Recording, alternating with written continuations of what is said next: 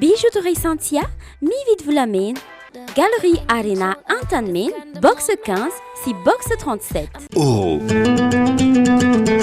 une fraîcheur instantanée. Idéal pour la maison et tous les espaces. Au cœur de ce gingembre bio se trouve une source de vitalité pour vos cheveux ternes. Shampoing ultra doux gingembre à Manul Chanao ni le JT. La vache qui rit, Manul Chanao ni le JT. La vache qui rit, parce que c'est meilleur de rire.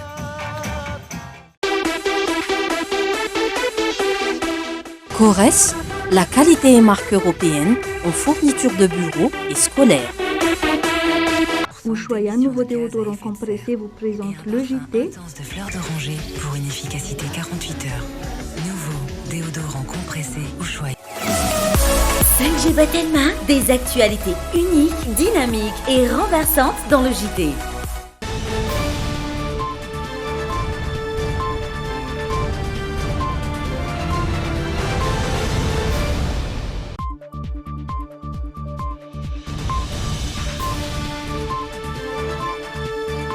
Talata raika amby telopolo aogositra raika amby roapolo sy roa arivo fantafiaraka aminao to plasy topoko vavy eto amin'ny lojité asena ampananjany ianao anaraka izany hatramin'ny farany ireto avy hatrany ary ireo lohatem-baovao. Kabary ifamalinana ny filoham-pirenena sy ny federasiona malagasy ny baolina kitra mahalala sy mahay ny asan'ny daholo ny mpiara-miasa eo anivon'ny FMF hoy Rabekoto Raoul filohan'ity federasiona ity. Efa eto Madagasikara ny solotenan'ny CAF nanatanteraka fitsiriana teny amin'ny kianja Bare mbola andrasana ny valin'ny fitsiriana nataon'izy ireo. Roa volana sisa dia ho tapitra ny fehim-potoam-piasan'ireo mpikambana eo anivon'ny Sony. Andrasana ny fanendrena ireo mpikambana vaovao hiasa ho an'ny fehim-potoana manaraka. Manda hatrany famindrana azy ireo eny Ambohimanambola ireo mpitatitra eny amin'ny fasan'ny Karana. Angatahan'izy ireo ny ananganana tombom-piantsonana manokana ary omena ireo zotra mihazo lalam-pirenena faharoa ity gara ity. 5.900 ny ankizy eto amin'ny faritra Analamanga no iaran'ny herisetra manana andraikitra amin'ny ady amin'ny herisetra ny ankizy araka ny fikambahana tsy miankina iray. Tsy misy miaramila Amerikana intsony ao Afghanistan. Poba sy tifidantitra no nanehoandreo Taliban ny afaliny manola ny fahalasan'ireo Amerikana napandry fahalemana. Anomboana ny fiarahana ny alauna.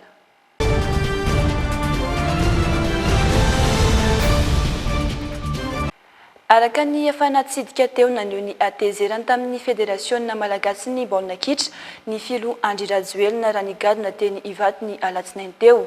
Tsy ny Andrela kosa nefa dia namaly azy Raoul Rabekoto filohan'ny FMF nambarany fa mahalala sy mahay ny asany daholo ny mpiara-miasa eo anivon'ny FMF fanampanazavana.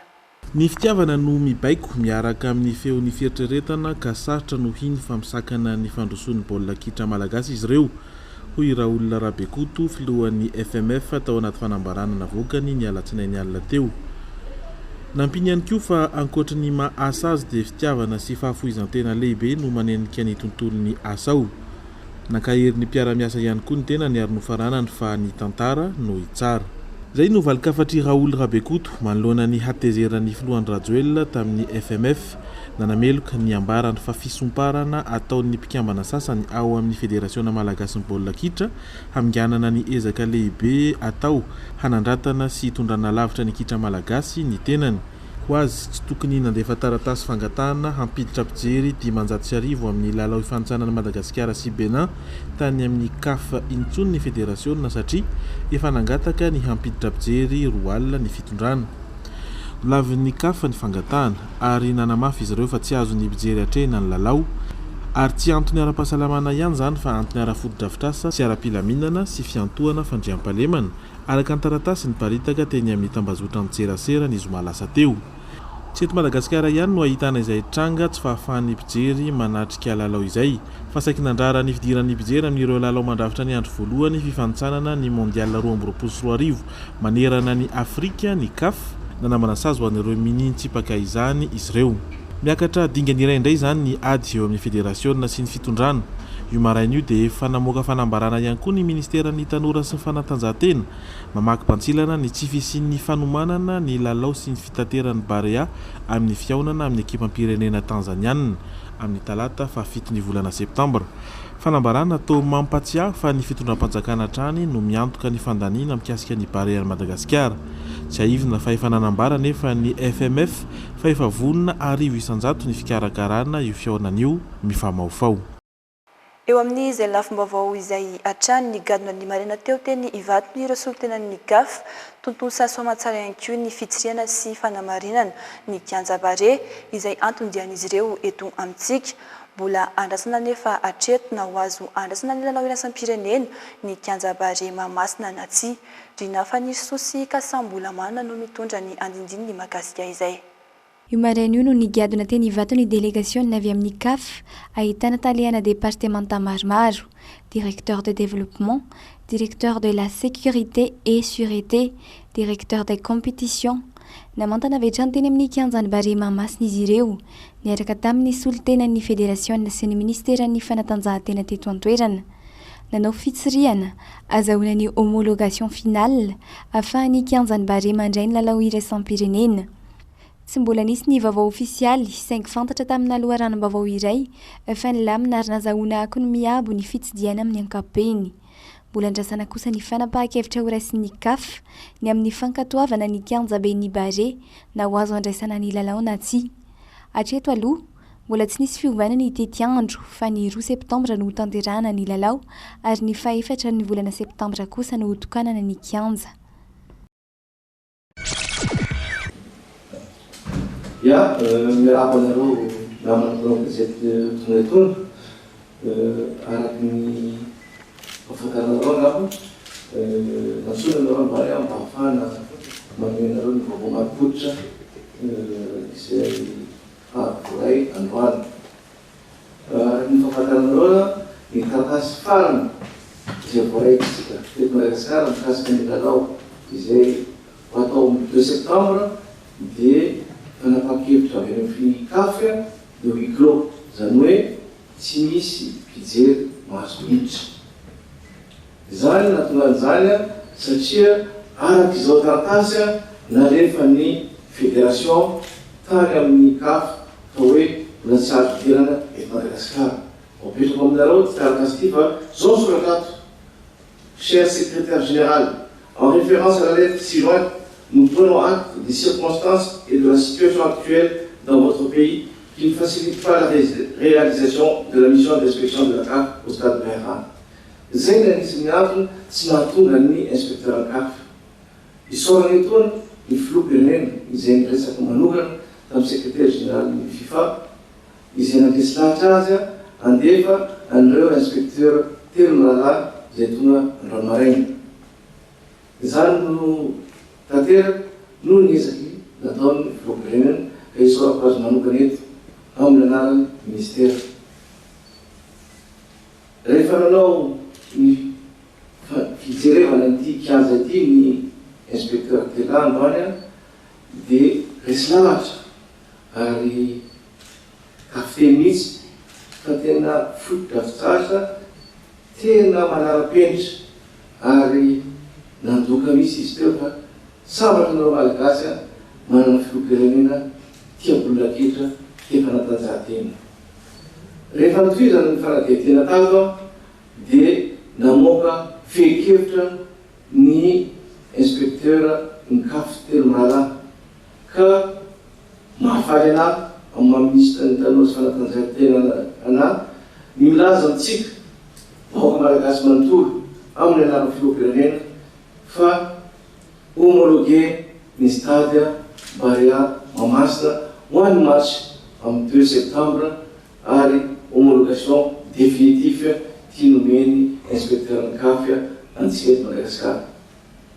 Eo amin'ny resaka mpijery nangataka 20 000 ny ministera amin'ny taratasy faran'izay nosoniako sy nalefatsika tany amin'ny CAF sy FIFA amina fangatana reconsidération ny CAN Madagasikara par rapport amin'le huis clos. Ka dia mbola mahafaly anany ny tena antsika vahoaka malagasy sy ny mpitia baolina kitra fa nankatoavy ny CAF ny fanomezana 10 000 spectateurs amin'ny baolina amin'ny 2 septembre izay ioanany Bariady Madagasikara sy ny équipe avy amin'ny Benin. Sototokolay mankatelo tokoa. Vaovao ny fahasalamana kosa manofana ny tafi-bahoaka sy ny mpitandro ny filaminana ny PNUD tanjona ny anamafisana ireo lesona tsara azo notsoaina tao anatin'ny ady tamin'ny Covid-19 ny sitraka izany Boeny ny faritra Atsinana sy ny faritra Analamanga. Siori ny Manisansi Dolphe Rakotonena no nanao ny fanadiadina. Faritra telo no hita fa nampirongatra ny valanaretina coronavirus, Boeny, Atsinanana, Analamanga. Ny zavatra tokony ataon'ireo mpitandro filaminana nandritra ny amiana ara-pahasalamana no nomena azy ireo nandritra ny fiofanana. Fanambarana ny hery tandrona ny filaminana no tanjona amin'ity fiofanana ity. Miisa telo ireo fepetra tsy maintsy arahana rehefa hampiatra izany. Fepetra ara-dalàna, fanajana zon'olombelona ary fampiarana amin'ny fepetra ara-pahasalamana.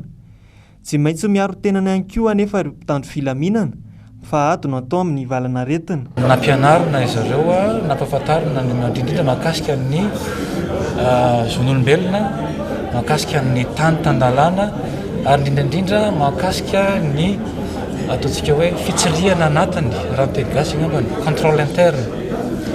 Ny fanamafisana fahaiza-manao indrindra anatin'izany no tena natao ka ireo olona izay nahazo fiofanana eo amin'ny 20 izy ireo dia nahazo fanamafisana fahaiza-manao indrindra tamin'ny lafiny fitsirihana anatiny hoe inona no tokony atao ahafahana mba manaraka ny fenitra ireo fampiarana n'ireo ataontsika hoe fepetra raisan'ny mpitandro filaminana ao anatin'ny Covid-19.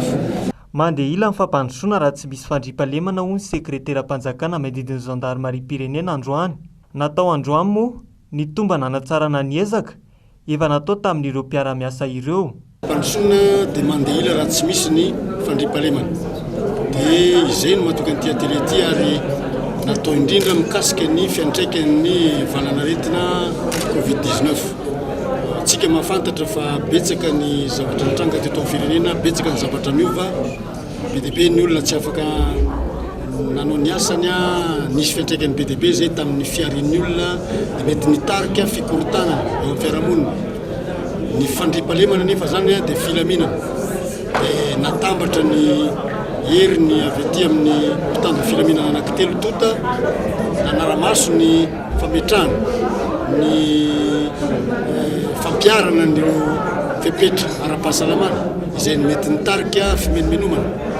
Dia ny mpitandro filaminana ankapobeny moa zany dia mpitaiza vahoaka, mpanoro ny vahoaka satria be dia be koa tsy mahafantatra hoe inona ny zavatra tiana tongavana amin'izany fepetra izany. Fehiny hampiroborobo ny fiaraha-miasa eo amin'ny sehatra ara-panjakana sy fandriampahalemana ary fahamarinan'ny toerana ny tanjona. Efa matiana tanteraka moa ireo olona nahazo fiofanana ireo ka tsy tokony hisakana intsony hampiarana fanajana ny zon'olombelona sy fiarovana vahoaka sy fifananany. Mahakasika ny fivoalan'ny valanaretina Covid-19 kosa ho an'ny alatsinainy 3 Aogositra, tranga vaovao efatra no hita tamin'ireo fitiliana 719 natao. Olona roa no sitrana soamantsara, tsy misy ny ainana fohy. Marary mafy ny Covid-19 efatra no manaraka fitsaboana ankehitriny. Hatramin'ny volana Martsa 2020 no makaty, olona manodidina ny 720 sy 4 alina no nitondra ny tsimikaretina, raha manodidina ny 520 sy 4 alina no sitrana. 950 sy 700 kosa ireo olona nindao sy ny fahafatesana vokatry ny aretina. Any ivelany nandray fanampahan-kevitra Israel fa afaka manao vaksiny fatra fahatelo ireo 12 taona ny miakatra ny alahady lasa teo. Izany hoe ino taona farany ambany afaka manao vaksiny ao amin'ny firenena iadina amin'ny fitomboan'ny trangana variant Delta. Afaka manao vaksiny ny ankizy mihoatra ny 12 taona ny Israel. Na dia teo aza ny antso nataon'ny OMS amin'ny tokony anaovana fanadihadiana lalina mahakasika ireo fatra fahatelo ireo mba hanomezana vaksiny bebe kokoa andreo firenena mahantra. Ny praiminisitra israeliana nanamafy ny fitantanana ireo fatra fahatelo ireo fa an'izy ireo madiodio ny vaksiny. Tsy hisy fiantraikany amin'ny tahirim-baksiny maneran-tany ny fanaovana io vaksiny fatra fahatelo io raha ny fanazavana. Maherin'ny 5.7 tapitrisa ny olona nahazo fatra faharoa tamin'ny vaksiny teo aloha tany Israel ary 750 ny mponina no nahavitsy izany. Izany hoe 2.7 tapitrisa ireo olona vita vaksiny tany an-toerana. raha tsy haivina misy iray tapitisa ireo voan'ny coronavirus tany an-toerana raha nitatitra ny voaka ny 4 aogositra lasa teo. Mitohatra ny fampahalalam-baovao ny logité izao ndretsika dia anaraka ny actu.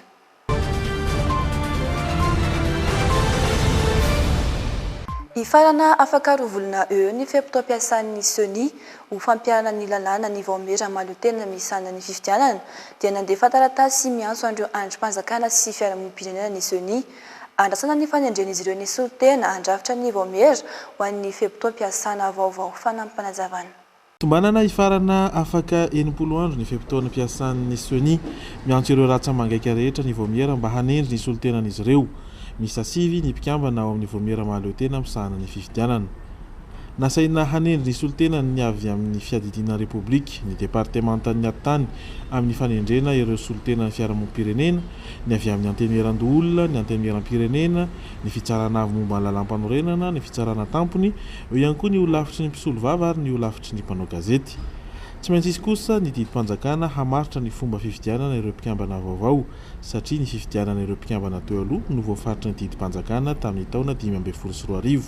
Nametraka ny ahiahiny sady anefa ny mpanara-maso ny fiainam-pirenena amin'ny mety hoendriky ny vaomera vaovao raha toa ka hita fa efa momba ny fitondrana ankehitriny avokoa ny ankabeazan'ireo andrim-panjakana handefa solitena andrafitra io vaomera io. Vaovaon'ny fitaterana kosa mangataka ny ananganana tobim-piantsonana manokana ho azy ireo ny mpitatitra eny amin'ny fasan'ny karana izay mandany findra eny Ambohimanambola. Sosokevitra izy ireo ny anomezana ny garan'ny fisandratana ho an'ny zotra mihazo ny lalam-pirenena faharoa.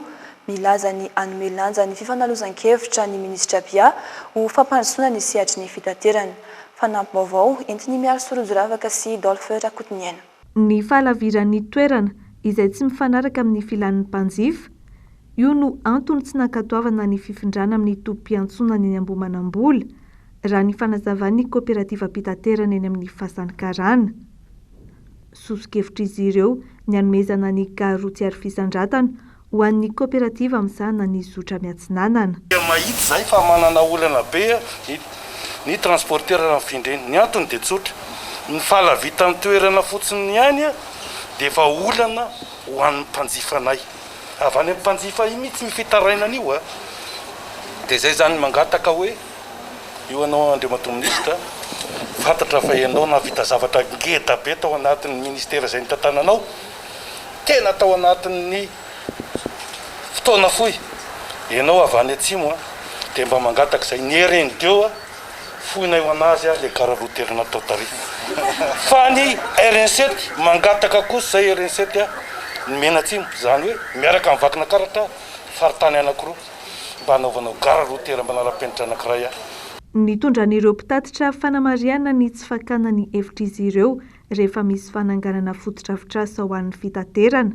Any ka nanapa-kevitra ny minisitra Pia fa hanome lanja ny dinika arakasa sy ny fifanankalozan-kevitra ahafahana mampandroso ny sehatry ny fitaterana. Tsy voatery ho figetsika hoe rehefa tsy mety ny eto dia forcenao hoe tsy mety ny eo. Za tsy manao toe-tsaina ohatr'izany. Ndao hidina sur terrain-tsika dia inona ary le vahaolana aiza metimety aminareo. Tany mpanjakana ve tsy nisy sa tany hovidiana tsy mitsy afahana manao an'izany zavatra zany. Tsy tokony hasitsika problema zany ny olana azo vahaina. Nasian'ny minisitra resaka ihany koa teto ny lafin'ny fitaterana napakabaka. Efa hodiniana ho izy ny sinitra fipanarenana ary tsy vato ihany no asipana-vaozana. Ataontsika hoe Côte d'Ivoire sy Éthiopie zao manana flotte tena matanjaka be nefa ny raha mamitaha Madagasikara dia isany hoe tokony hanana an'izany seha-piarina goavana be izany tsika amin'ny alalan'ny flottetsika. Tsy afenina aminareo fa mampalahelo raha ny zava-misy raha ny dossier hitako amin'ny sehatra aérien ao satria na ny fiaramaniditsika mijanona eo amin'ny aéroport Ivato dia mandoa vola amin'ny olona any ivelany. Zany zavatra zany mila réforme goavana. Voatsela ihany koa izay no nanaoesika ny mpiasan'ny ACM mitaky ny andoavana ny karama tsy noraisin'izy ireo nandritra ny 2 volana. Manoloan'izay milaza ny hijery vahaolana maharitra ny minisitry ny fitaterana ahafahana miantoka ny fampandehanandrarany ACM ka ahaloa ny karaman'ny mpiasa foana na tsy misy mpivahiny sy entana tonga azy. Lafim-baovao hafa kosa iaran'ny herisetra ny 500 amin'ireo ankizy eto amin'ny faritra Analamanga saika hita eny amin'ny sehatra maro samihafa izany. Mianga avy eny amin'ny ankizy mihitsy ny fisoroana ny karazana herisetra raha ny fanazavana. Manoloana io, fikambanana tsy miankina iray no mikarakara fanentanana eny anivon'ny sekoly. Tanjona amin'izany ny ametraka ny miralenta eo amin'ny lahy sy ny vavy. Drinafa ny Sosy Kasambolamana no nanao ny fanadihadiana mahakasika izay. Zava-dehibe ny fanentanana atao eny anivon'ny sekoly amin'ny ady atao amin'ny herisetra. Miainga avy any amin'ny ankizy mihitsy mantsy ny fisorohan'izay herisetra izay. Mora kokoa ny andresy azy raha toa ka tsara fototra ny fitaizanany ankizy raha ny fanazavana. Eny anivon'ny sekoly fatatsika fa ny ankizy kely dia ataontsika hoe mankatahaka fotsiny izay ataon'ny lehibe na hoe mamerina fotsiny ny fihetsika hitany tao an-trano dia izay zany antony anaovanay an'ity fanentanana fampatongavan-tsaina ny mpianatra ity hoe tsaratsara kokoa raha fihetsika tsy misy herisetra ny atao ary tsara kokoa raha omena lanja ny vehivavy ary miala amin'ny hevidraikitra mikasika ny lehilahy sy ny vehivavy. Ho fanamafisana ny ady atao amin'ny herisetra izay hatrany, fikambanana tsy miankina iray no nanokatra tetikasa ho fanentanana amin'ny ady atao amin'ny herisetra. Sekoly miisa 520 eto Antananarivo sy ny manodidina no kendrena ampiarana izany. Ny safidy manokana ny lehilahy ampiarana ny fanentanana izy ireo. Satria izany mbola mahazo vahana eto amintsika raha ny fanazavany. Lehilahy no tilian'ny tetikasa sahala ny antony dia satria izao fatatsika fa amin'ny ankabehany hoy dia ny lehilahy no tena manao herisetra amin'ny vehivavy. Izay ny antony mahatonga anay hoe any amin'ny lehilahy sy ny tovolahy no mety efa kokoa ny fanentanana amin'izay hoe fihetsika tsy misy herisetra izay. Dia toraka izany ihany koa ny ankizy lahy. Hitantsika any amin'ny sekoly fa na dia mbola kely ny ankizy dia efa ao anatin'ny lohany sahady ohatra hoe ny vehivavy ambanimbany, ny ankizy vavy ambanimbany kokoa, ny ankizy vavy malemilemy kokoa, ny ankizy vavy azo ragiragiana, ny ankizy vavy azo adaladalaina. Dia izany fihetsika rehetra izany ny tianay ravaina ao anatin'ny sain'ny ankizy mba alehibe izy ka hahatonga azy ho lehilahy vanina. Mariana fanerana tamin'ny ministeran'ny fanabeazam-pirenena ity tetikasa ity. Na izany aza, mbola vinan'izy ireo ihany koa ny ampiatra ny fanentanana eny anivon'ny fiarahamonina. Natolotra androany moa ny fitaovam-panentanana ho an'ireo CEG ampiarana ny tetikasa. Ny sitraka izany ihany koa ny tany amin'ny faritry Menabe raha ny fanazavana. Tsy nankanto ny mpanotsana ny tanàna ny fampanarahana-dalàna ny taxi moto eto Antananarivo renivohitra. Nisongadina io nandritra ny fivoriana tsy ara-potoana izay nifarana androany. Mpanotsana ny tanàna telo tamin'ireo tonga nanatrika izay fivoriana izay ihany no fantatra fa nandany ny tokony hanomezana arahan'ny taxi moto iasy. Tsy ahiona fa mitsipaka ny fampanarahana-dalàna ny taxi moto ny fikambanan'ny fiarakaretsaka eto andrenivohitra. Fanampanazavana. Mpanolo-tsaina 770 amin'ny 450 no nitsipaka ny fampanarahana-dalàna ny taxi moto eto Antananarivo renivohitra. 3 nandany eny, 2 tsy naneho hevitra ary 1 no tsy tonga. Izany hoe tsy nankatoavy ny filan-kevitra munisipaly ny fanomezana alalana ny taxi moto hiasy eto andrenivohitra. Io no tapaka tamin'ny andro faharoan'ny fivoriana tsy ara-potoana natao teny amin'ny lapan'ny tanàna. Matokony taxi amiko zany fampiasa taxi sady mampiradea bureau-ny taxi dia faliana lehibe ny anako tsy nahalanino moto taxi satria ny antony voalohany indrindra hiezaka izay eo amin'ny taxi, hiezaka izay eo amin'ny bureau mba hanatsara ny iteny, hanatsara ny tombotobila. Eo ihany koa moa ny efa nangatahana teo ianareo ngamba hoe nangatahana ny fanafainganana ny changement de matériel satria le changement de matériel koa nge problème mandraindray amin'ny taxi. Tsy lany mpanolosaina ny tanàna amin'ny taxi moto. Ny anjaranay dia mandefa an'ilay izy any amin'ny zarom-panatanteraka hoe tsy lany ny taxi moto dia ry zareo mandray fepesa amin'ny fanakanana sy fisaziana amin'izany raha izy. Isan'ny nankasitraka izay fanapa-kevitra izay Clémence Raharnirina. Misaotra ireo mpanolotsaina miaro ny sehatra ara-dalàna izy. Nazavain-draha teo fa mahery ny 9 alina ny olona mivelona amin'ny fiarakaretsaka eto andrenivohitra. Raha tsy ahivina, mitsipaka ny fampanarahana-dalàna ny taxi moto ny fikambanan'ny fiarakaretsaka eto Antananarivo renivohitra. Ankilan'izay nisy tamin'ny mpanolontsain'ny tanàna toa ny Hilda Sonjora Velona iny manasokajy ho antsonjay politika na koba politika nataon'ny ben'ny tanàna ny fampidirana ilay resaka taxi moto tao anatin'ny fandaram-potoana ny fivoriana tsy ara-potoana no tanterahan'ny mpanolontsain'ny tanàna. Miisa 5 ny lahadinika n'olan'iny nandritra ny 2 andro ny voriany ny filan-kevitra munisipaly. Tsy lany aloha izany ny fampanarahan-dalàna ny taxi moto. Hodiniana amin'ny manaraka kosa ny mikasika ny fanomezana anarana ny lalana eto an-drenivohitra. Raha toa samy nankatoavina ny fiaramiasan'ny CUA sy ny Ortana, ny fiaramiasan'ny CUA sy ny tanàna ny Guangzhou ary ny fanitarana ny tsena eny Manakambahiny.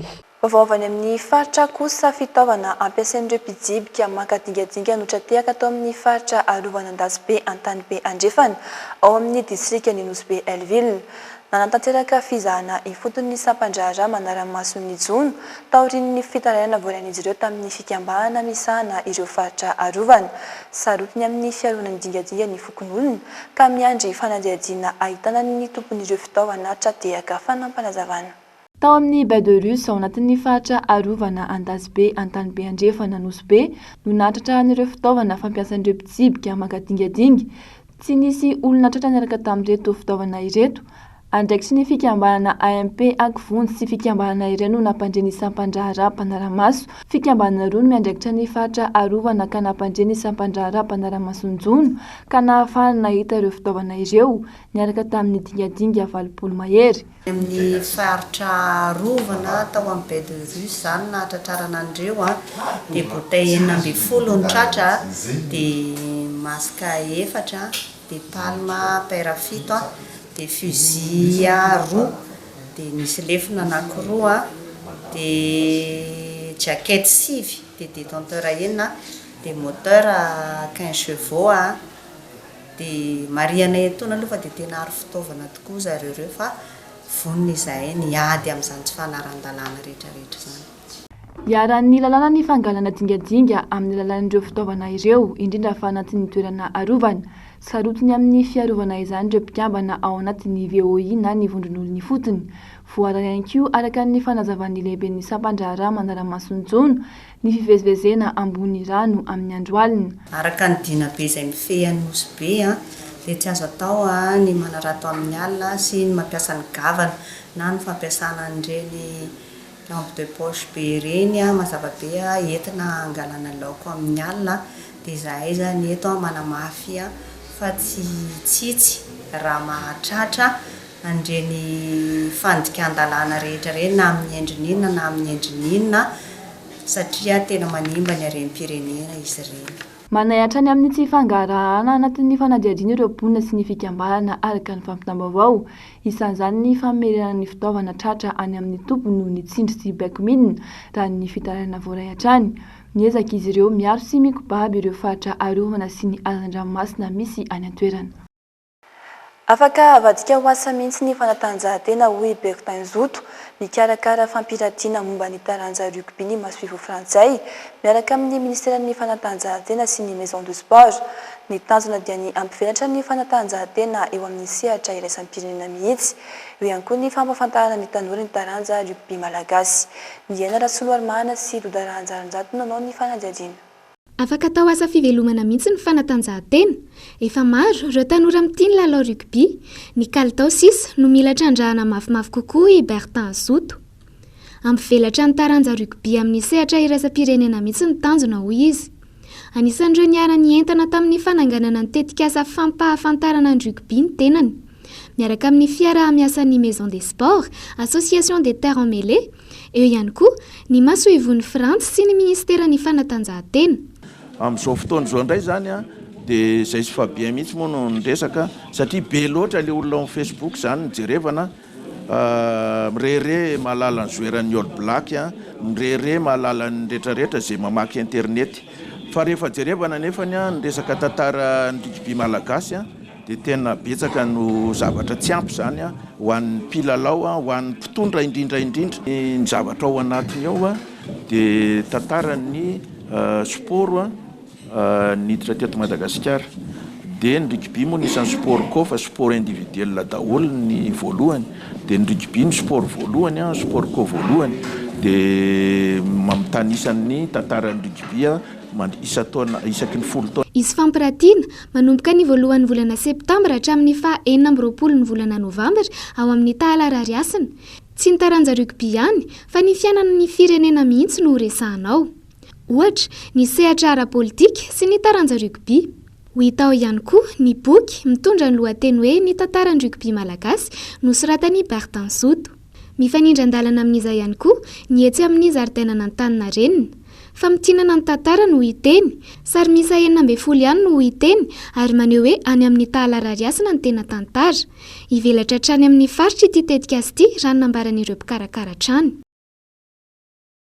Any ivelany kosa foana tanteraka ny seranam-piaramon'ny Kaboul taorian'ny fahalasan'ireo tafika Amerikanina nialan'ny Afghanistan ny aliny 30 aogositra ifony talata 30 aogositra ny andia tafika farany tafajanona. Nirefitrefitra ny basy taorian'ny fialan'ny miaramila nanapoaka basy manamarika ny fandresena ireo Taliban. Mialohan'ny alana tao Kaboul nopitehan'ny tafika Amerikanina avokoa ny fitaovana hoenti-miady toy ny fiaramanidina sy ny fiara. Tsy ahitana miaramila Amerikanina intsony ao Afghanistan ny ala ity firenena ity ny aliny alatsinainy fony talata ny andiany tafika farany tavela tao an-toerana. Androany 30 aogositra no fepotona napetraky Etazonia lany tafikany nampandry fahalemana sy nanampy tamin'ny famoahana ireo teratany vahiny sy Afghan ny ala ity firenena ity. Ny ato tamin'ny fomba ofisialy androany ny asa eo anivon'ny maso ivon'ny Etazonia ao Kaboul nampodiana avokoa ireo mpiasa. Avy any Doha any Qatar no mifandray amin'ireo teratany Amerikanina tavela ao Afghanistan ny fanjakana. Ho fanamarena ny fahalasan'ny tafika nanapoaka basy ireo Taliban nanomboka tamin'ny ireo ora maraina. Afaliana no nasehon'ireo Taliban tamin'ny fahalesen'ny tafika matanjaka indrindra maneran-tany ity. Miverina mandray ny fahefan'ny Taliban 20 taona teoriana raha ny fanazavana nahavita nanala ny filoham-pirenena Afghan tamin'ny toerany sy naharesy ny tafika Afghan izay nambara fa tsara ofana. Mialohan'ny alan'ireo tafika Amerikanina tao Kaboul, fiaramanidin'ny tafika sy angidy telo amby 70 no nopotehiny, tsy afaka ny asa intsony. Fiara matanjaka manodidina ny 70 ihany koa no tavela ao Afghanistan, fiara nopotehana tsy na ihany koa. Manoloana ny fialan'ny Etazonia ao Afghanistan, naneho hevitra ny filohan'ny antoko republikanina Amerikanina fanavelan'ny filoha Joe Biden any Afghanistan, ireo teratany Amerikanina eo ambany fivezandreo mpampiorohoro. Isy vokan'ny ratsy ny faharesen'ity filoham-pirenena Amerikanina ity raha nambarany. Hitafa amin'ny vahoaka Amerikanina amin'ny alalan'ny fahitalavitra Joe Biden anazava ny antony tsy maintsy ny alana tao Afghanistan ny andro ny 30 aogositra. Ny ao natao Khartoum ny mpitondra ny firenena Tchad sy Soudan nanambara izy ireo fa vonona ny anamafy ny fifandraisana ara-diplomatika sy anatsara izany ho tombotsoan'ny mponina ao amin'izy ireo. Fanampanazavana. Le Tchad attend le soutien du Soudan pour l'aider dans sa... Miandry ny fanampiany Soudan i Tchad ao anatin'izao fotoana ny teteza mihitsy ny ona tamin'ny filohan'ny filan-kevitra ara-miaramila ao Khartoum ny filohan'ny filan-kevitry ny fiandrianan'ny Soudan iresaka momba ny fiaraha-miasa ara-toekarena fa indrindra ara-pandriam-pahalemana sy ara-miaramila. Tao aorian'ny fiaonana nanambara ny fahasarotana iraisana i Tchad.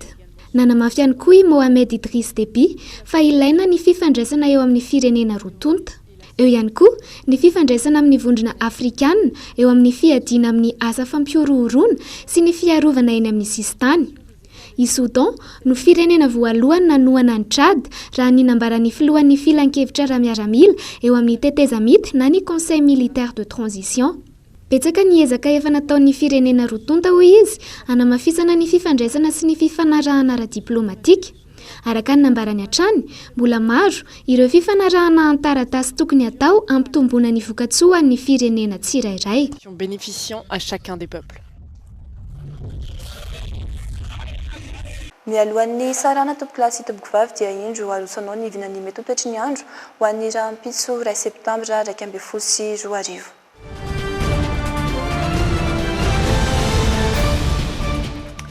Anomboana ny vinany mety toetry ny andro any amin'ny tapany avaratriny nosy fandimby ny rahona sy ny masoandro ho an'ny faritra Diana sy Sava 20 degré Celsius ny maripana ambony indrindra.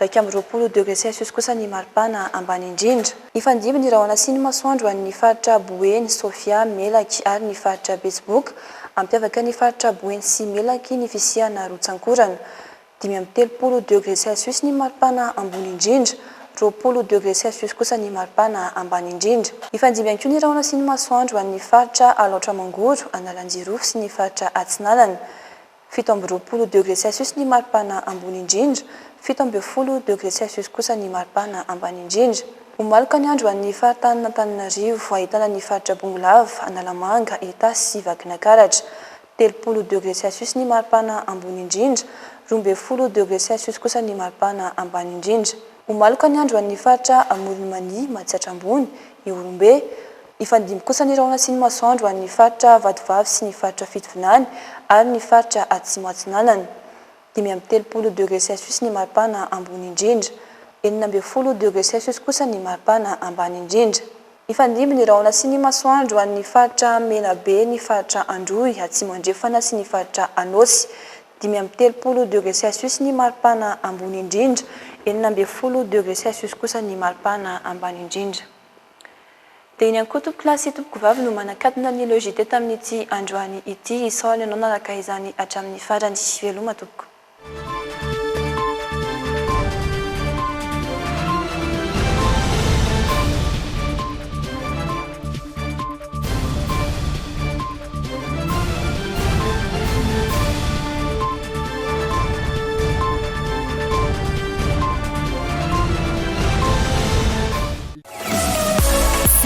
Tellement des actualités uniques, dynamiques et renversantes dans le JT.